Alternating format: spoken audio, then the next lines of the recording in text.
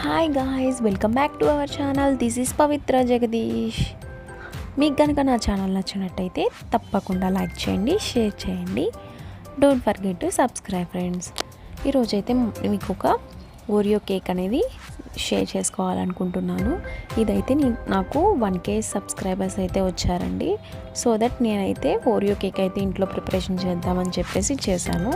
దానికోసం అయితే 3 packs of Oreo biscuits తీసుకున్నాను.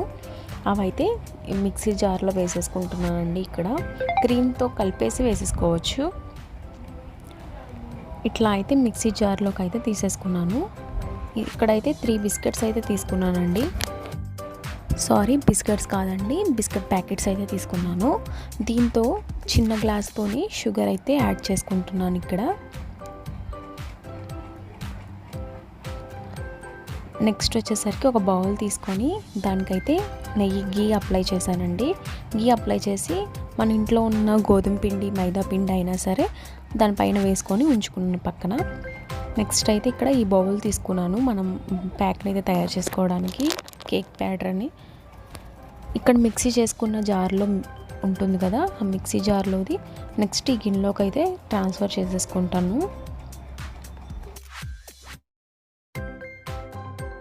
ఇందులో 1/2 టేబుల్ స్పూన్స్ ఆఫ్ తినే సోడా కూడా వేసుకున్నానండి, మనకి బేకింగ్ సోడా ఉన్న. ఇందులో అయితే ఇప్పుడు నేను మిల్క్ యాడ్ చేస్తున్నానండి. మిల్క్తో చేస్తున్నాను. కేక్ అయితే నాన్ వెజ్ కాదు, అంటే ఎగ్ వేయట్లేదు నేను. అంటే సాటర్డే వచ్చేసిందండి, సో దట్ నేనైతే ఎగ్ వేయలేదు. ఇందులో మిల్క్ యాడ్ చేసుకుంటున్నాను అనమాట. సాటర్డే కూడా తినొచ్చు కదా అన్నట్టు. సో ఇక్కడ మిల్క్ అంతా మనకి కేక్ ప్యాటర్న్ ఎలా తయారు చేసుకుంటామో అట్లా అయితే నేను ప్రిపేర్ చేసుకుంటున్నాను ఇక్కడ.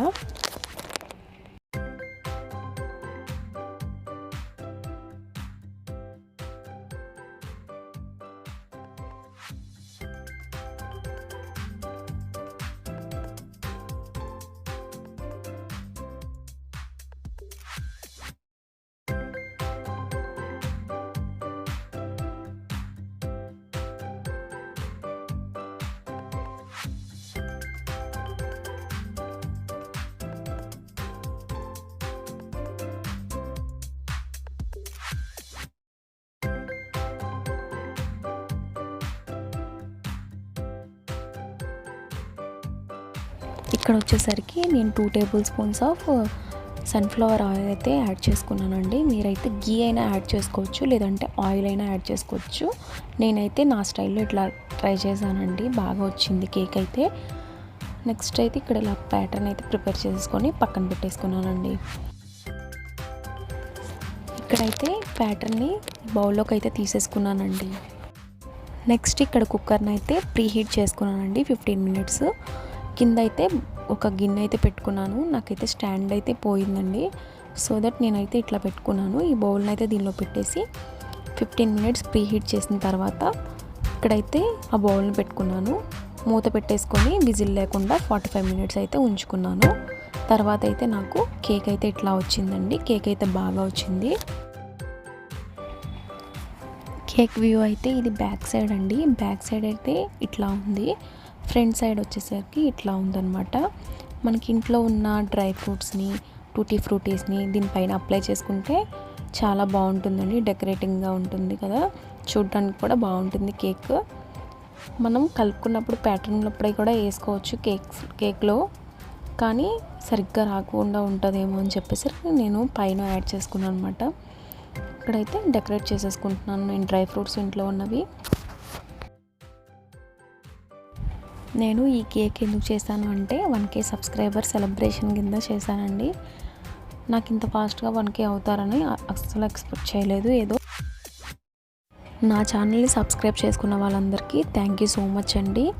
ఇలాగే నన్ను ఎక్కువ ఎంకరేజ్ చేస్తూ ఉంటారని చెప్పేసి ఐ హోప్. ఈ వీడియో కనుక మీకు నచ్చినట్టయితే తప్పకుండా లైక్ చేయండి, షేర్ చేయండి, కమెంట్ కూడా చేయండి. ఫైనల్లీ ఇక్కడైతే కేక్ కట్ చేసేసానండి. 4 అవర్స్ అయితే నేను ఫ్రిడ్జ్లో ఉంచాను. తర్వాత అయితే ఓపెన్ చేసి నేనైతే కట్ చేశానండి. కేక్ అయితే చాలా టేస్టీగా ఉంది.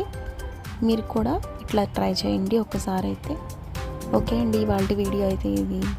Thank you so much. Thank you for watching.